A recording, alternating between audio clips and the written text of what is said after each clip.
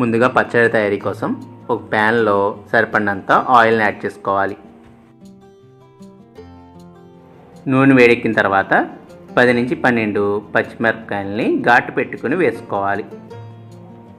ఇవి బాగా వేగిన తర్వాత ఒక ప్లేట్లోకి తీసుకోవాలి. ఇప్పుడు చల్లారి పెట్టుకున్న పచ్చిమిరపకాయలని ఒక మిక్సీ జార్లోకి తీసుకుని దీనిలోకి 1 కప్పు పచ్చి కొబ్బరి ముక్కల్ని యాడ్ చేసుకోవాలి.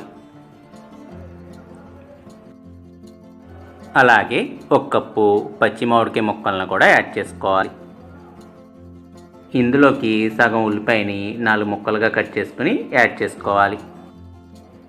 1 టేబుల్ స్పూన్ వేపిన శనగపప్పు, రుచికి సరిపడినంత ఉప్పు కూడా యాడ్ చేసుకోవాలి. ఇప్పుడు కొద్దిగా వాటర్ యాడ్ చేసుకుని మెత్తగా మిక్సీ పట్టుకోవాలి. ఇలా మిక్సీ పట్టుకున్న చట్నీని ఒక బౌల్లోకి తీసుకోవాలి. ఇప్పుడు తాలింపు కోసం ఒక ప్యాన్లో కొద్దిగా ఆయిల్ యాడ్ చేసి ఆయిల్ వేడెక్కినాక సాయమినపప్పు, ఆవాలు, పచ్చెనగపప్పు, జీలకర్ర,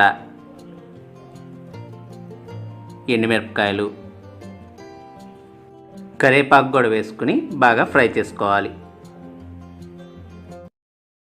ఈ తాలింపుని చట్నీ మీద వేసుకుంటే కొబ్బరి మామిడికాయ పచ్చడి రెడీ అయినట్లే. మీరు కూడా ఈ రెసిపీని ట్రై చేసి మీ వాల్యుబుల్ ఫీడ్బ్యాక్స్ని నాకు కామెంట్స్ రూపంలో తెలపండి.